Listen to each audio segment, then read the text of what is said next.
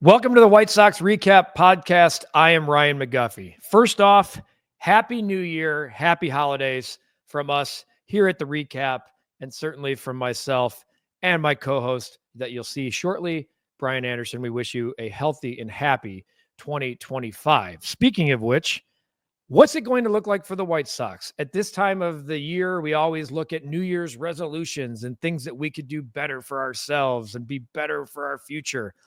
What does that mean for the White Sox? Maybe not resolutions. Maybe it's just a new pattern of play on the field and how the team is led off of it. Well, my co-host, Brian Anderson, joins me as the two of us discuss three things we'd like to see from the 2025 White Sox and one bold move that they make prior to reporting in Glendale. And hear this, just about 7 weeks. It's a new year edition, the 2025 Chicago White Sox. What we want, what we hope, what we expect. Right now on the White Sox Recap Podcast.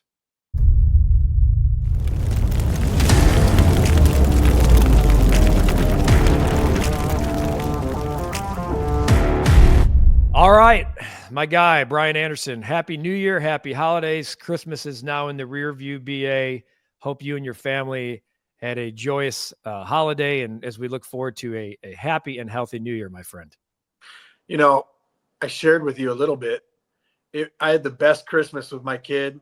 We had such a good Christmas. She's 2. She had a blast, but then she capped it off with, Daddy, why do you have so many lines on your forehead? And I thought to myself, her mom's got to be planting that bug in her ear. No 2-year-old thinks like that. It's good to have teammates, isn't it? That's so Bush. No, it's awesome that you're able to share it and get those reactions from her. And certainly the magic of Christmas is pretty awesome when you have kids. But let's discuss the 2025 season now that's right around the corner. I mean, we are coming up on, some people might be listening to this, after the new year, and we are going to get into maybe not a resolution, so maybe it's a little variation of resolutions for the 2025 White Sox. Look, they're coming off of what we all know is a catastrophically and historically bad season, a 41 and 121 loss season. It saw Pedro Grifol get the axe. It saw new manager Will Venable get his first job and his first crack at this chair. And it saw Chris Getz deal maybe the biggest trade chip of anybody in baseball, Garrett Crochet, as the White Sox no longer have a frontline ace type starter. So that's the unpacking of what was and what is. And now what happens next? Look, the win total in Vegas, depending on where you shop, is 48 to 49, like 48.5 to 49.5. It's that bad. It's that baffling.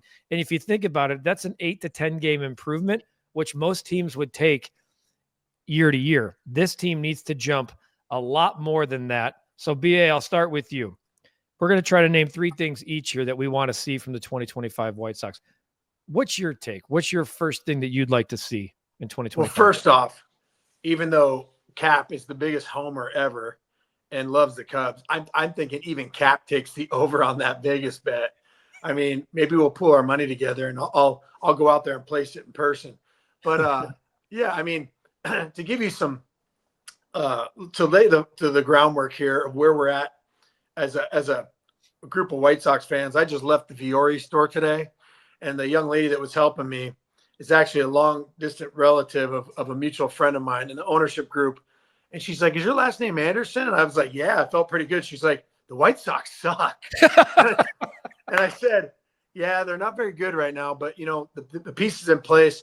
And she kind of looked at me and she goes, "Jerry, is it Reinsdorf?" And I said, "Yes, he is the owner, but there's 50 other pieces in place." So not to go off on a tangent, that was funny to think I was trying to buy and spend this gift card and a random lady just said they suck. So I know. It's like once they realize, same thing happens to me. Once they realize, hey, wait, are you Ryan? Like, you do the podcast, you do the Sox? Yeah.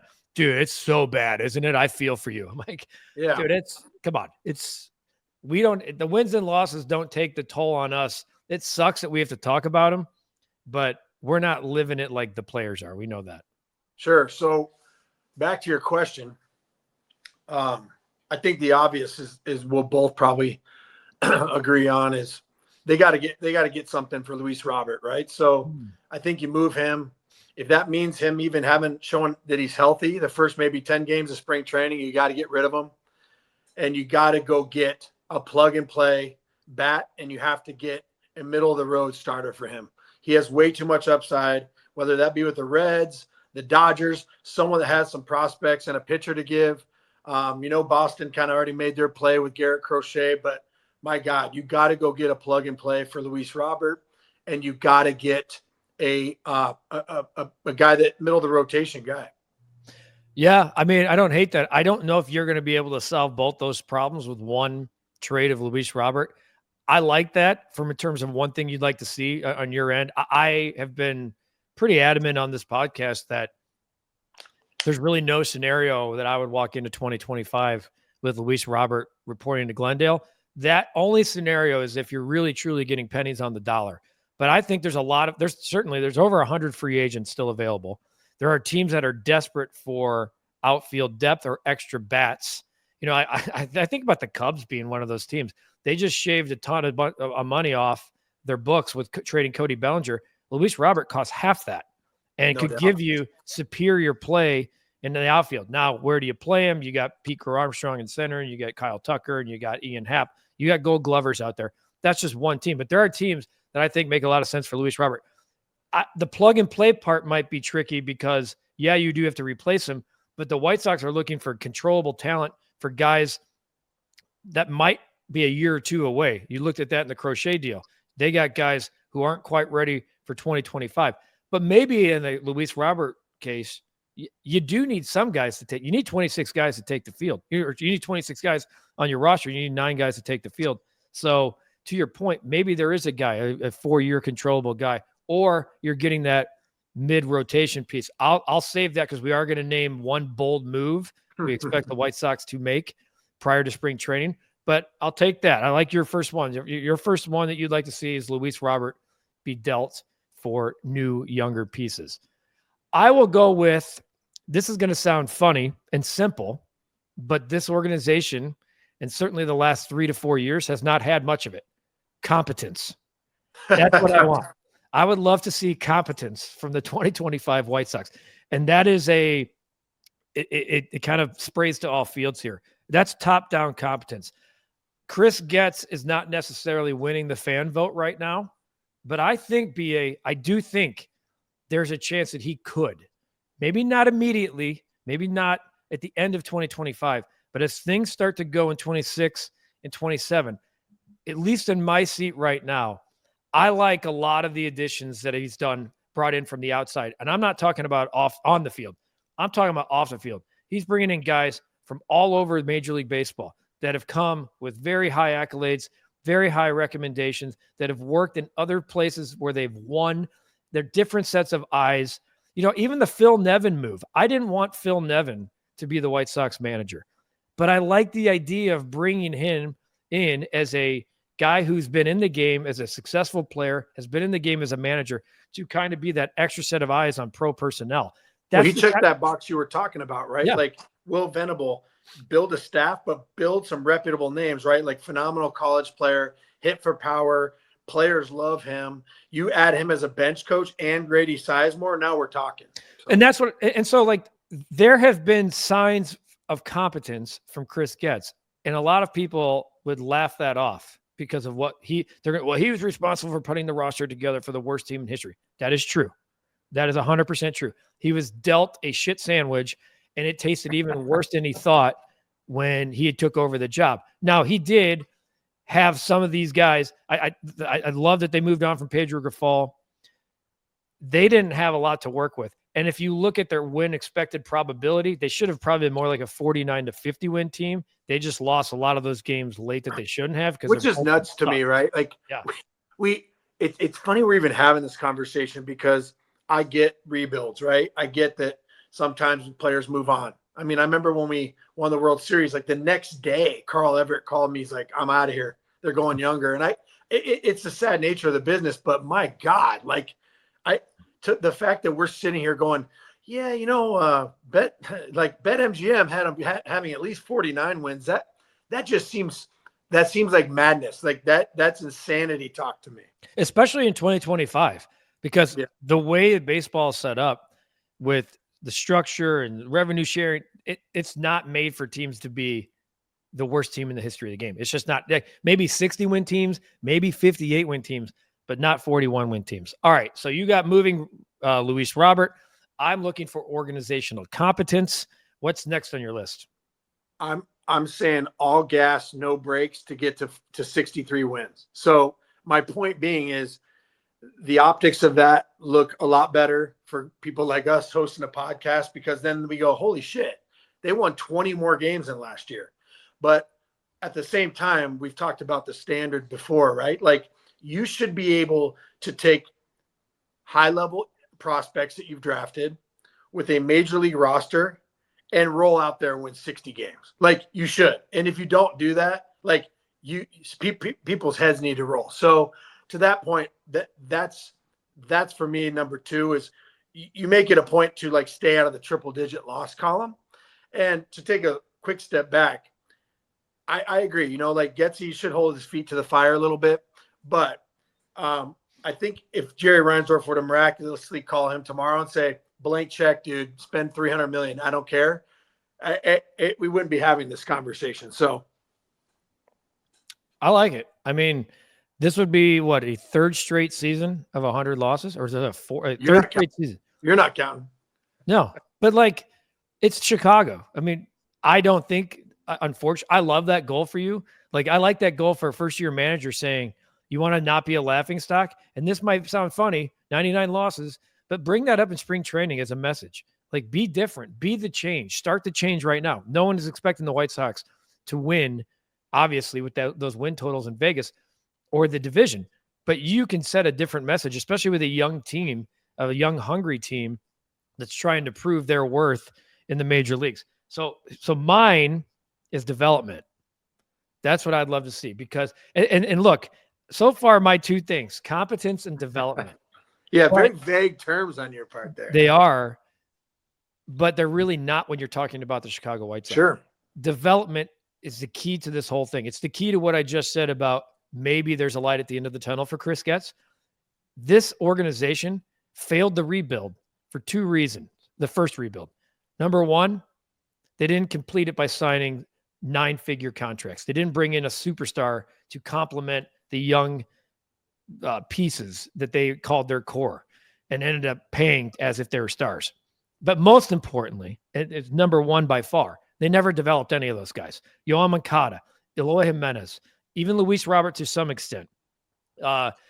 We saw flashes from the Giolitos. Kopech didn't really develop the way they expected. Andrew Vaughn hasn't really panned out. Crochet was a win. But for the most part, when you look at where the White Sox were in the farm rankings a couple of years, 8 years ago or so, they were number 1. They had 6 of the top 35. It didn't matter. It didn't matter because they weren't developed. This organization, and they didn't have as much invested into their minor league systems, into their analytics groups, into their scouting. They didn't have as much as other teams, and it showed. It showed itself on the field. So what I would love to see, there's so much invested into the development of what they have right now, into that young starting pitcher. They have the 2, as we've talked about during the Garrett Crochet stuff, the Noah Schultzes, the Hagen Smiths. We had John Eli on talking about all those guys that could replace Garrett Crochet. And I think we got into 8, 9, 10, 11 deep in some of those names. They've done a great job at being a developing organization in terms of pitching. Where they have failed, and you're a part of this too, and this is not a knock on you, you know this, they have not been able to develop position players. We're sitting here talking, there were Sox fans that were pissed about Kyle Teal being a part of the Garrett Crochet trade because, we already have a catcher at Edgar Carroll. The White Sox haven't developed a catcher since Ron Karkovice. That goes back to but you brought up a really good point. So we'll circle back towards talking about myself, right? I think in 04, 05, I was the number 1 ranked prospect. I knew athletically there's nothing I couldn't do on the baseball field. But Konerko brought up a really good point to me a couple years in my career. They're like, He said, you're a big leaguer, Brian, but like they probably called you up. You needed about 500 to 1,000 more at bats. So instead of calling me up in 2005, when I was 23, giving me a little bit more seasoning at the AAA level to really kind of wear it and develop and learn and grow as a player and mature, I think that'll help me. But again, I think they saw the way I played center field. I was torching fastballs. It's like fast track him, right? That's how Kenny kind of was always. And I appreciated it. But I think, like you were saying, there's got to be a little bit of grace and a little bit of patience on when it comes to certain guys going, man, we could really use him here. But man, if we could stall for another 500 at bats, this guy's going to be really good. Yeah. I mean, really good. I love the personal touch you just put on that, because as fans, there's that impatience too, right? We're glued more than ever to MILB.com. We can watch minor league games at a click of a mouse and see when a guy's 3 for 4, he's hit 5 homers in a week, and it just makes you drool and say, let's get him up here now. And the White Sox have always been that fast track organization. I want patience, man. Like, give me patience. I mean, I go back to what John Eli said. If you haven't listened to that, by the way, he's phenomenal. Like, he gave us such depth and insight onto the guys coming that could replace Garrett Crochet. But one thing he said that sticks out is that he doesn't believe Noah Schultz should be in the majors in 2025. And that shows a lot of patience. That shows a lot of maturity from a coach, and I think him being removed from the organization now allows him to speak on that. Because what is the best compliment as a pitching coach, right, is when your guy becomes awesome, because they go, John Eli helped develop that guy. Maybe he could the cheap way to ride some coattails to get a big league job, right? And he resisted the urge to do that. So I respect him a lot for that.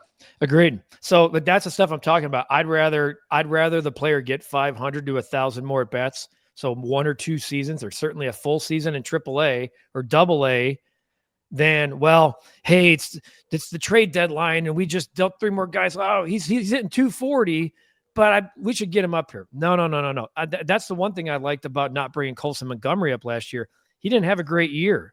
And so I love the idea of rewarding any of these guys that have worked their entire lives to live out their dream and get that opportunity to be at the big league level.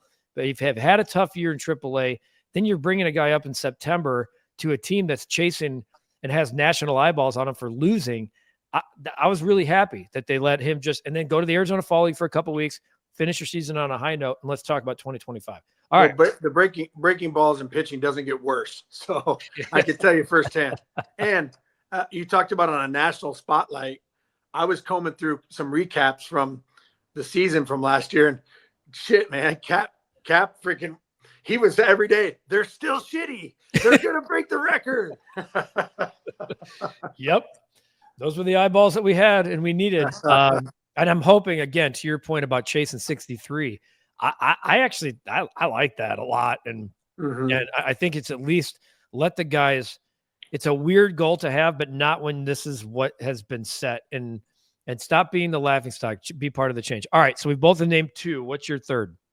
So you touched on it briefly, and this goes back to our interview with Eli, right? John Eli did incredible job of reminding us of reward the players that deserve a shot, because based off last year, there's no better way to deflate or knock the wind out of one of your players' sails than when you're the shittiest team in the league and you got a sub-2 ERA, or you're cranking the ball and you're showing like you're putting together great at bats and you don't get called up.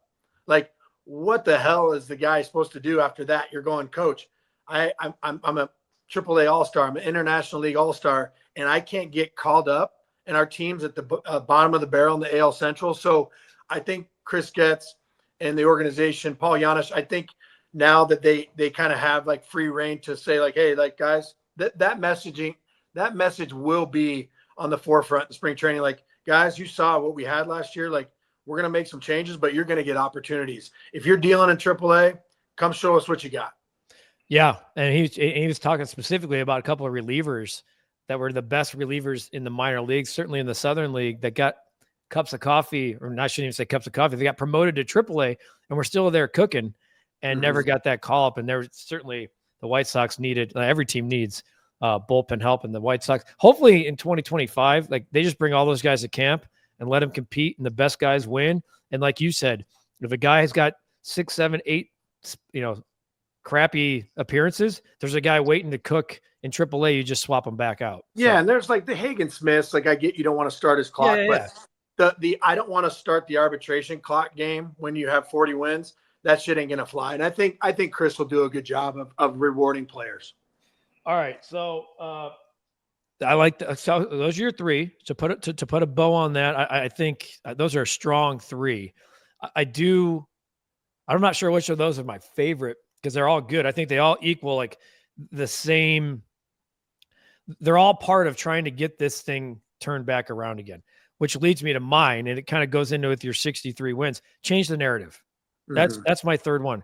Change the narrative, and it's not going to have. People are going to be like, "You're talking about 2025, Guff. You said they can't even compete till 2027." I did. Change the narrative means when I say be the change, Will Venable starts it. Change the narrative for me is hiring Will Venable and letting him do the job, not handing him a lineup from upstairs, not, hey, this is what to compete. Let Will Venable, who had a good playing career and learn from Hall of Famers to get this job. He turned down the right to be in Cleveland or to go further in Cleveland and with the Mets last year in the managerial process because he didn't feel like he was ready. He wanted one more year under Boch. And he feels like this is the job. Let him do it. And let him. I don't want any acronyms. I don't want any of this play fast bullshit that's all over Glendale and these little, no, the players never bought into him. You're doing things in year 2 out of desperation. Sometimes I like desperation. Not in that case. I want Will Venable to set the tone from the start of the camp. I mean, start it at Sox Fest. Say, hey, go out, take the guys out for dinner, get them drinks.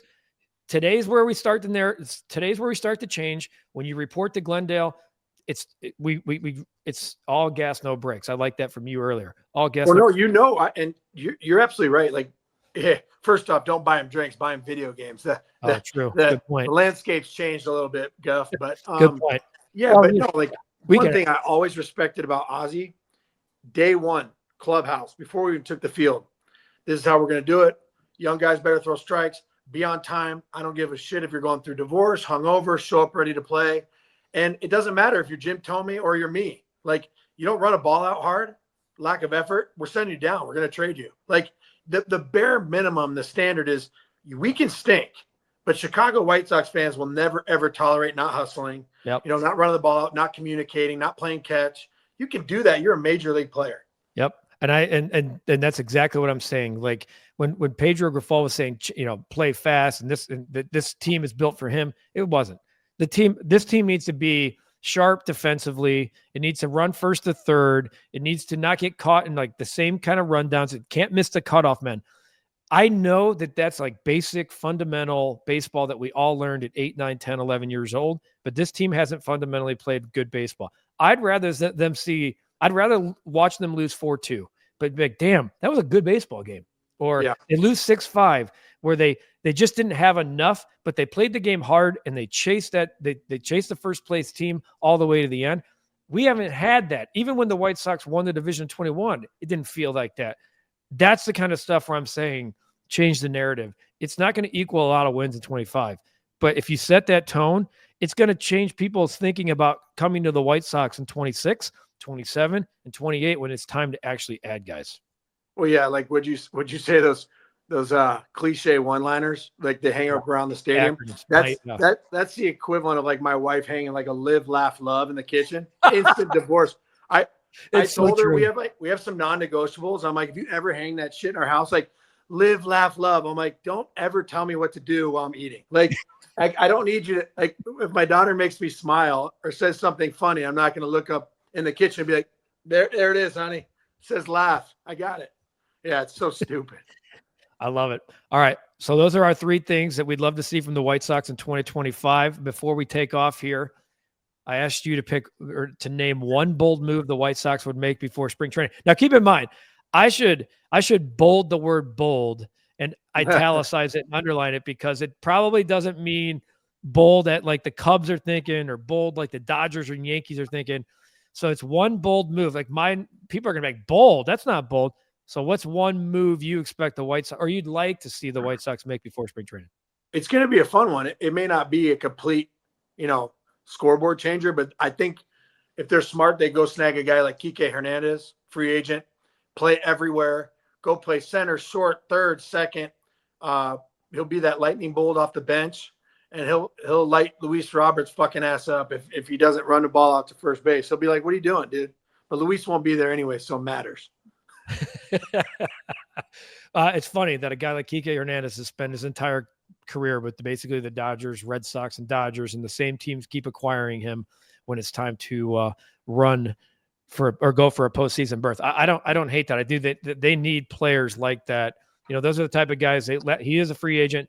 The guys like Paul DeYoung and Nicky Lopez that they brought in last year. And I know those guys weren't great baseball players. DeYoung did get traded, but I was in that clubhouse a lot last year, and I expected it to be the worst place I've ever been in, and it was far from that. Yeah. So more guys like that. Mine is going to be bring back Jose Quintana.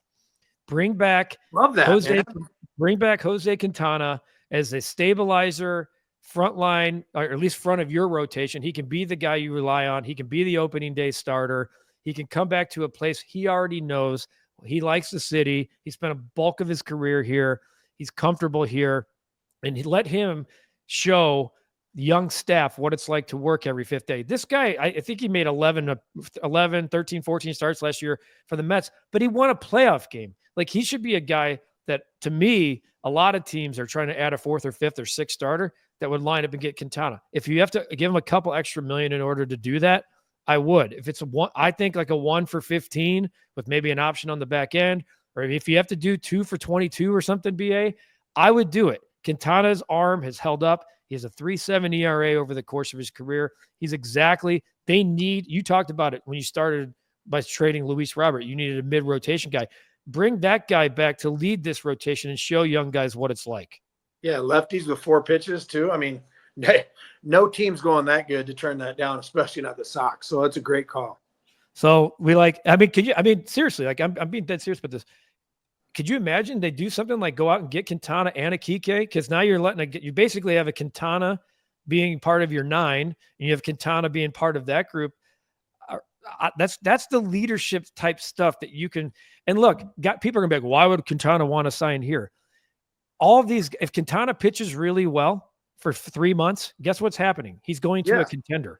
Okay. And you add more prospects to the pool. You add more prospects. And you at least have 4 months of having that guy get in the minds of young kids trying to come up and be Jose Quintana. Good stuff, PA. I think we solved all the problems. Yeah. You know what? I don't want to say it yet, but this might have been my favorite podcast.